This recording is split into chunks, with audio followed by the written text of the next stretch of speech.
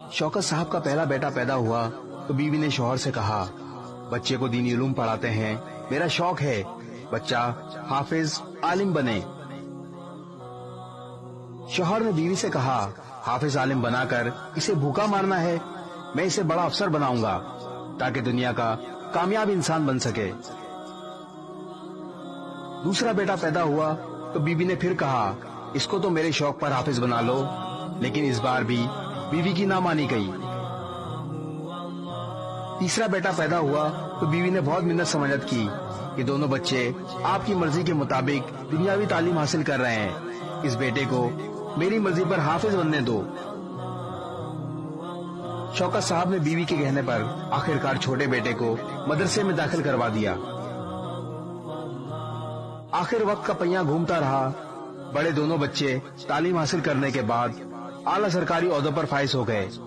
छोटा बेटा हाफिज, कारी, आलिम बन गया।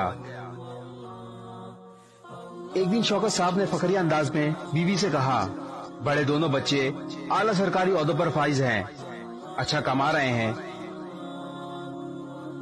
छोटा मौलवी बन गया है, वो जहाँ भी जाएगा इसके पूरे महीने की तनख्वाह बड़े बच्चों की हफ्ते की तनख्वाह के बराबर होगी। तुमने अपनी मर्जी करवा कर बड़ी गलती की है, इसका मुस्तकबिल तारीक कर दिया। बीवी ने शौहर से कहा, कल तीनों बच्चों का इम्तिहान लेते हैं, देखते हैं कौन सा बच्चा कामयाब होता है और कौन सा नाकाम। दूसरे दिन शाम को बच्चों के घर आने का वक्त हुआ तो माँ ने सर के बाल बखेर लिए, दुपट्टा फाड़ा और चारपाई पर बैठ गई। बाप अंदर कमरे में छुपकर बैठ गया। पहले बड़ा बेटा घर आया, माँ को जुड़ी हुई हालत में देखा तो पूछा, क्या हुआ माँ, ये क्या हालत बनाई हुई है? तो माँ ने कहा, तुम्हारे बाप ने मुझे मारा पीटा है। बेटे ने बाप को बुरा भला कहा और थकावट का कहकर अपने कमरे में चला गया। दूसरा बेटा आया, इसने भी माँ को बुरी हालत में देखकर वजह पूछी तो माँ ने शौहर को बदवाएं की और बताया कि तुम्हारे बाप ने मुझे मारा है।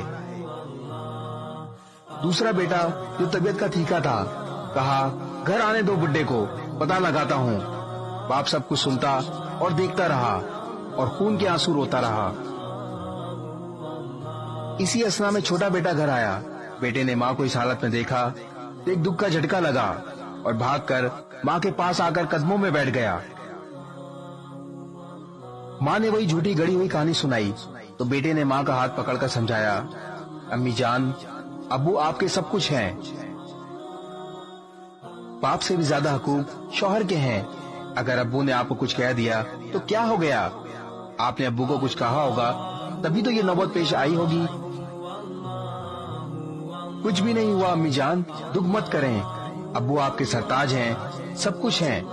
हौसला करो अम्मी जान, सब्र करो और माफ कर दो।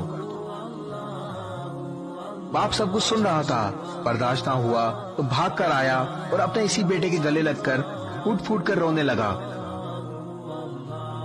शौकत साहब को अब एहसास हुआ कि बीवी का फैसला ठीक था। माँ बाप के आदाब इंग्लिश की किताबों में नहीं सिखाए जाते। माँ बाप के हकूक से आशना तो कुरान व हदीस करवाता है। माँ बाप से कैसे पेश आना है ये कुरान व हदीस बताता है। पड़ोसियों के हकूक से लेकर माँ बाप और बहन भाइयों के हकूक तक ये सब आपको कुरान व हदीस सिखाता है।